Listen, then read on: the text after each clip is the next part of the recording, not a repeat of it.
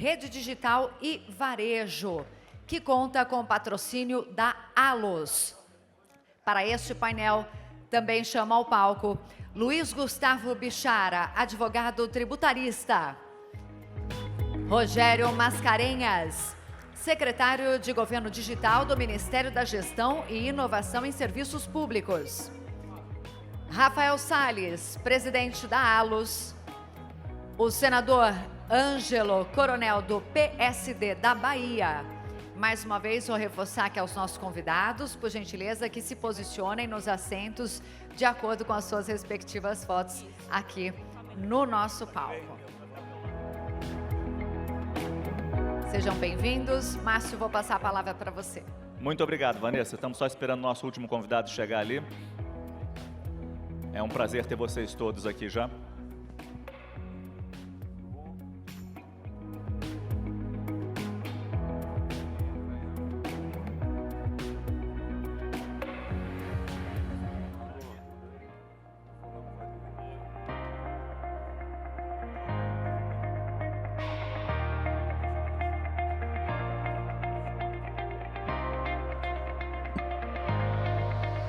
Vamos começar nosso segundo painel direto, e acho que é fundamental a gente começar esse debate sobre a notícia que foi um pequeno terremoto, e eu vou começar lá do outro lado daqui do nosso palco, com o Dr. Bichara, sobre a questão PIS/COFINS. Esse pequeno terremoto que pegou todo mundo de surpresa. Ninguém tinha ideia de que isso poderia vir dessa forma, dessa maneira.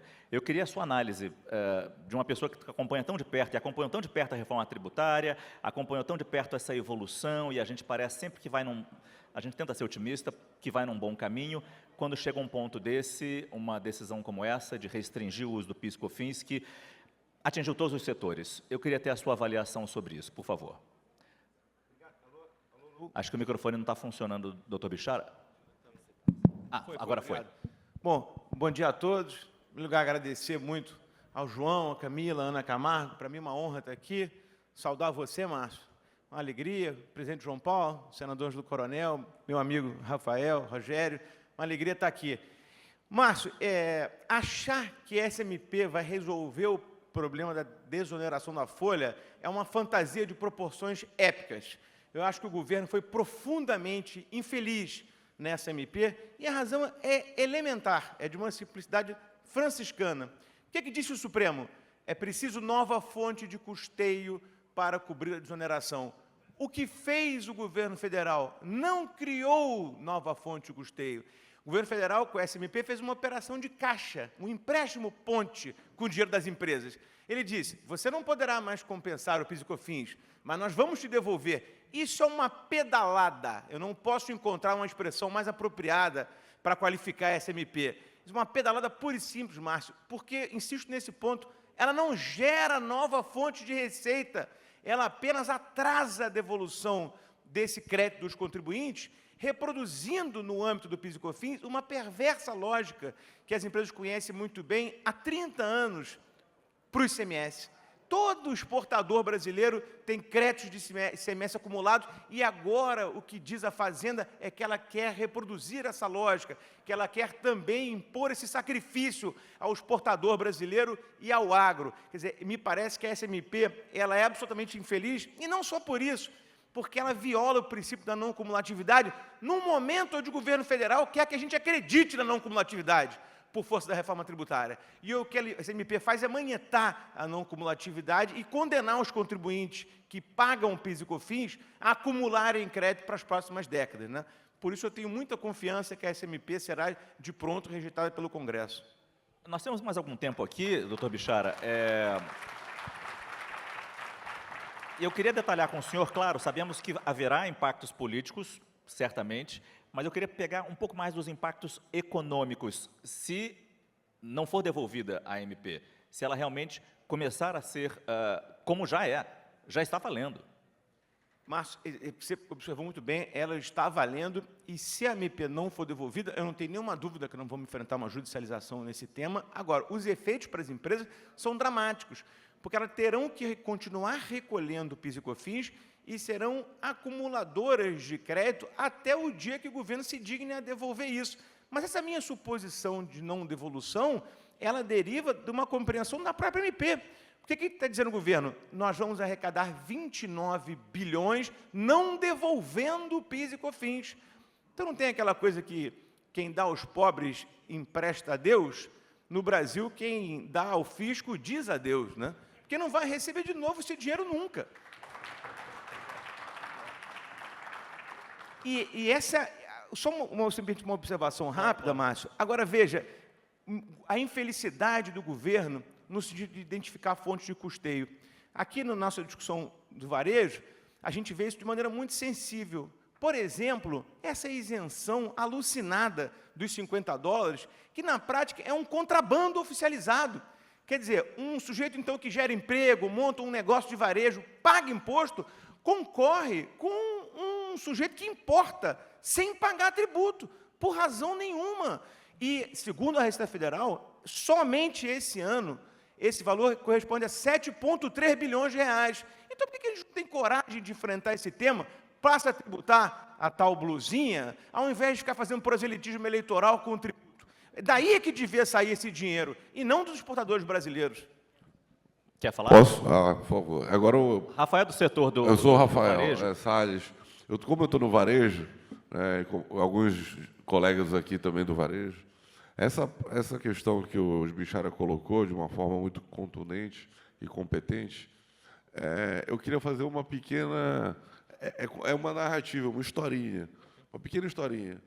A gente está pegando o emprego do Brasil e não indo para a China. A gente vai fazer vários empresários brasileiros irem para o Paraguai.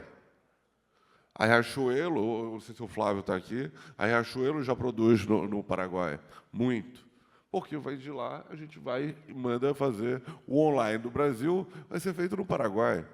Outra coisa, não sei se todos acompanharam, há 2 semanas, a Shein, cada um fala de um jeito, né, mas a Shein, ela tentou fazer, ela fez uma consulta para ser a companhia aberta nos Estados Unidos, para abrir capital. Não foi aceito. Eles vão abrir na Europa, em algum mercado menor, por conta de dúvidas seríssimas sobre práticas de trabalho escravo, similares a trabalho escravo.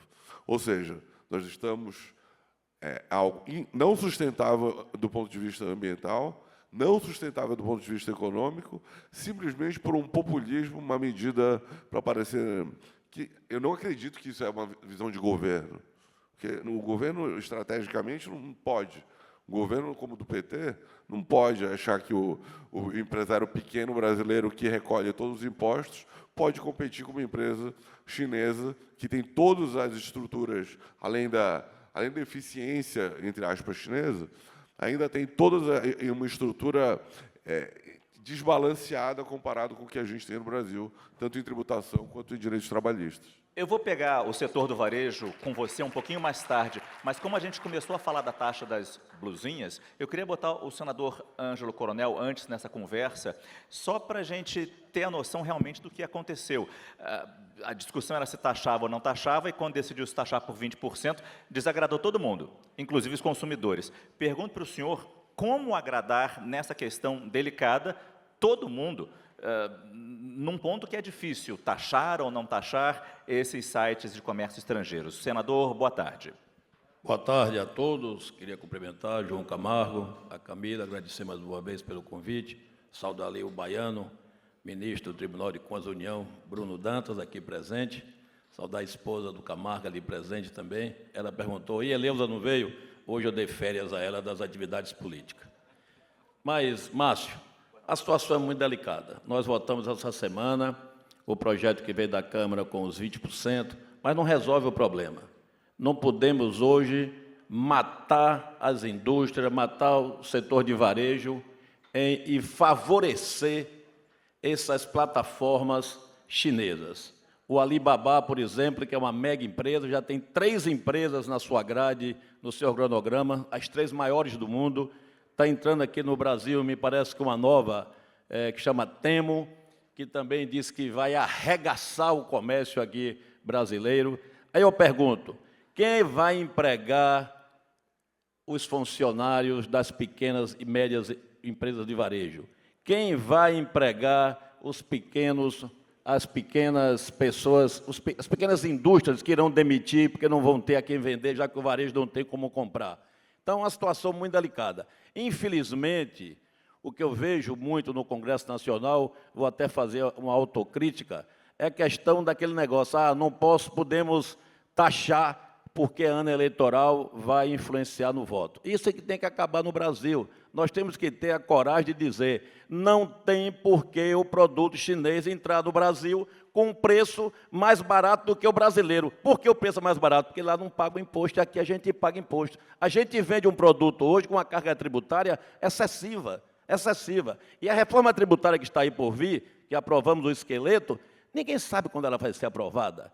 Esse negócio de que vai ser esse ano é conversa fiada, esse ano não aprova nada no Congresso Nacional, no próximo ano, e olhe lá, porque tem muitos problemas que tem que ser costurado. A reforma foi feita para um segmento da economia brasileira em detrimento dos outros segmentos. O setor de serviço mesmo vai morrer. Então, não podemos aqui aceitar que quem gera 95% dos empregos do Brasil estão nos pequenos negócios, que representam 95%. E esse povo vai ficar aonde? Hoje, as grandes empresas procuram a tecnologia, não botar mais gente. Ele quer parque tecnológico avançado para evitar que contrate mais funcionários. Então, na verdade, é o seguinte, voltando ao tema das blusinhas, das lembrancinhas. Em 1995, ainda no governo de Fernando Henrique Cardoso, Pedro Malan, ministro, secretário da Receita Federal, Everardo Maciel. De lá para cá, eles instituíram o seguinte, as pequenas lembrancinhas estão isentas de imposto. Você comprava e via aquelas empresas de remessa eletrônica. Pronto, passou esse tempo, foi. Você não pode comparar 95 com o ano que nós estamos vivendo. Hoje são megas empresas. O ano passado, o comércio eletrônico faturou 200 bilhões de reais. Então, é hoje uma grande realidade, mas nós temos que temperar para que a gente preserve o que é mais importante, que é o nosso parque industrial e comercial brasileiro. Porque sem ele, o Brasil não vive. Senão, nós vamos ter que exportar funcionário para a China, já que aqui não temos que fazer outra coisa. Pois é, acho que esse é um bom gancho para a gente voltar para o varejo, e eu volto para o Rafael, que falou só um pouquinho sobre a taxa e levantou o tema, e aí me forçou a jogar para o senador. Rafael, pesquisa recente mostra que 31% dos brasileiros realizam todos os seus pagamentos de forma digital. É uma transformação que a gente está vendo neste momento, uma transformação importante. Te pergunto quais são os desafios de curto, médio e longo prazo para o varejo nesse cenário que a gente está vendo. Obrigado. A pergunta é muito boa, mas ela foi respondida, na verdade, há 2 anos atrás. Com a pandemia, todos nós tivemos que nos adaptar como seres humanos, como pais de família, convivência, né, uma dificuldade toda, mas principalmente como atender o consumidor. O consumidor, durante a pandemia, ele se transformou. Existiam pessoas que eram mais offline e pessoas que eram mais online, naturalmente. Hoje, o nosso consumidor é online, que é o que eu digo, né? As nossas avós já usam tudo online, o Mercado Livre está fácil para todo mundo. Então, na verdade, essa transformação foi intensificada de uma forma muito forte com a pandemia. E o que eu posso dizer é que o varejo brasileiro foi brilhante.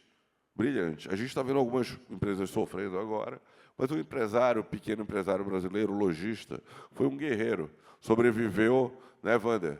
Sobreviveu diante de uma situação sem ajuda de ninguém. Só teve ajuda um pouco dos shoppings, né, que a gente não cobrou aluguel de ninguém. Mas não teve apoio. Não teve apoio. Os restaurantes sofreram, então, muito mais.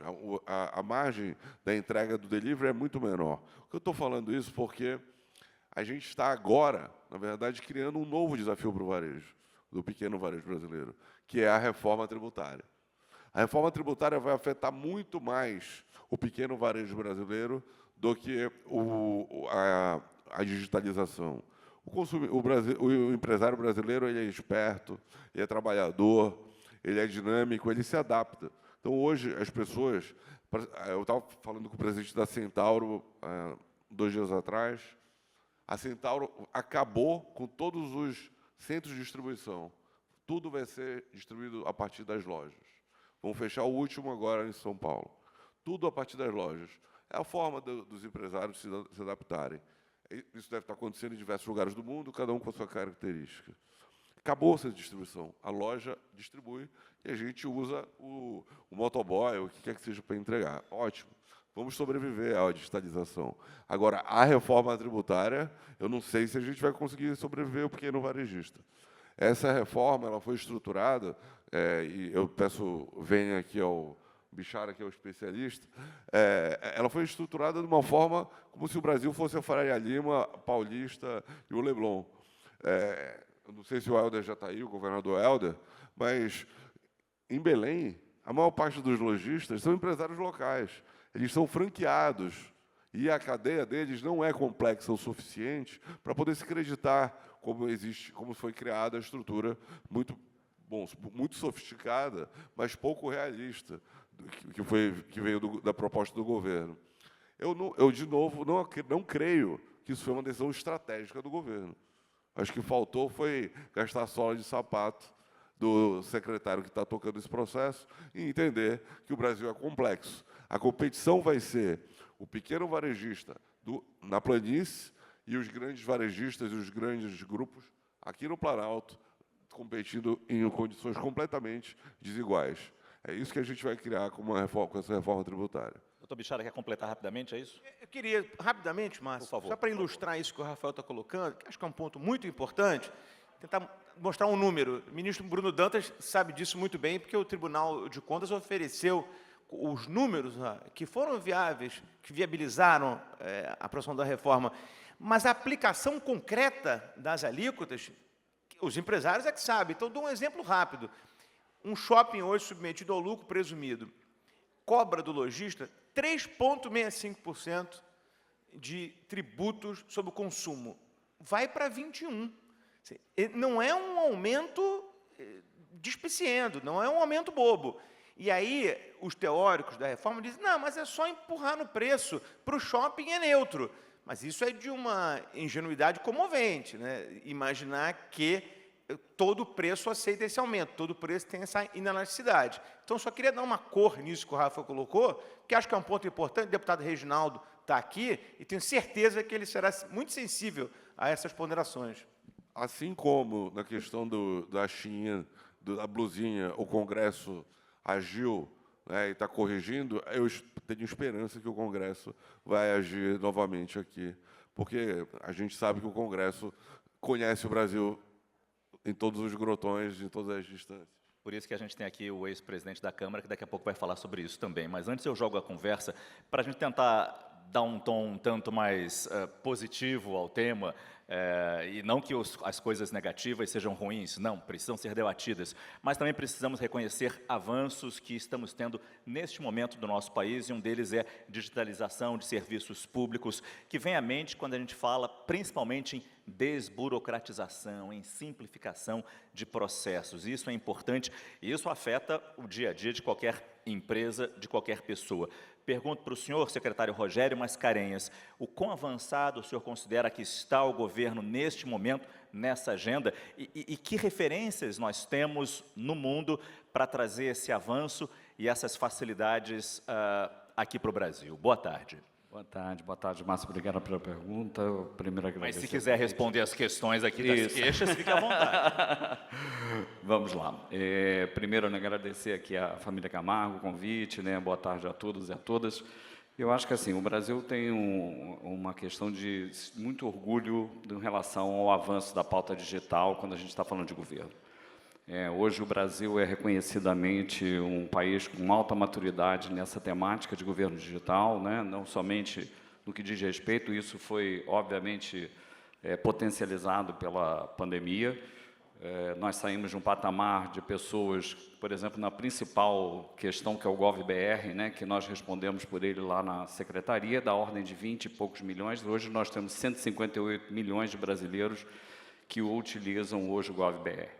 E a ideia do GovBR é que ele avance, né, junto com essa nova carteira de identidade, aí um destaque importante, porque tudo isso, né, Márcio, pegando da sua pergunta, são experiências internacionais, né? Nós, no início dessa jornada, buscamos o modelo estoniano, pesquisamos junto ao Reino Unido, Dinamarca, Noruega, países que já tinham um grau de maturidade, entendendo que não havia outra questão de avanço para a melhoria do serviço público, para a eficiência do Estado, que não fosse um avanço nessa pauta. Então, hoje, por exemplo, quando a gente olha essa nova carteira de identidade, que é uma pauta que há mais de 40 anos a gente busca endereçar, ela não é uma pauta porque a gente está mudando um documento para a segurança pública, né? A gente está dando para o cidadão uma espécie de um token de identificação.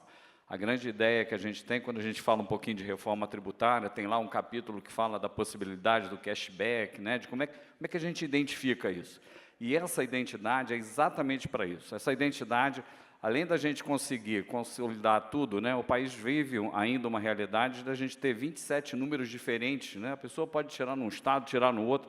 Para você fazer política pública, o que você traz de fraude, o que você traz de desperdício dentro desse processo, existe uma pesquisa, inclusive, da Fundação Getúlio Vargas, encomendada por uma grande empresa do segmento de identificação, que fala que a gente perde por ano algo em torno de 1% do PIB por conta desse processo analógico nosso de identificação. Com essa identidade, que a gente está chegando aí já a 8 milhões de pessoas já com esse novo documento, na verdade, a gente consegue ter uma identificação plena daquela pessoa. Então, seja para o público, seja para o privado, a gente muda o patamar de identificação, né? Quanto a gente perde nos bancos com uma identificação, com fraude, com tudo isso. A própria questão de política pública, você vai pagar um benefício, você tem N elementos para comprovar se de fato você está pagando aquele benefício para uma pessoa. Você vai passar a centralizar isso, racionalizar isso. Então, a nossa expectativa é de uma grande economia, e isso são experiências internacionais que a gente está trazendo para dentro desse processo. Então, essa pauta de governo digital, eu acho que o Brasil está muito bem colocado. Como eu disse, a gente hoje tem um patamar, hoje, estamos entre os 5 aí, em maturidade digital no mundo, 14º em oferta de serviços públicos. A gente está avançando para estados e municípios, levando o que o governo federal, inclusive, tem de ferramentas para eles. Então, eu acho que a gente tem a gente pode afirmar que, de fato, isso é uma trajetória bastante exitosa que o país está conduzindo.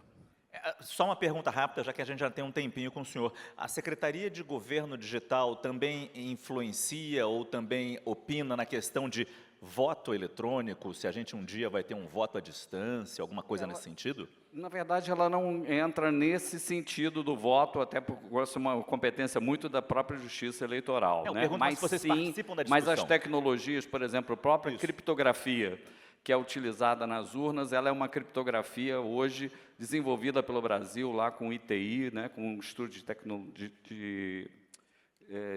Tecnologia da Informação, que tem a possibilidade de, assim, avançar nesse código. Então, inclusive, a questão da urna é uma das proteções, uma das questões mais seguras que existe, né? Um código que é estancado, um código que é contido, você não tem uma ligação direta. Então, eu acho que sim, nesse sentido, né, de orientar alguns padrões tecnológicos, a gente interfere de certa maneira, porque nós definimos lá na Secretaria padrões de como é que a tecnologia é abordada no âmbito do governo federal.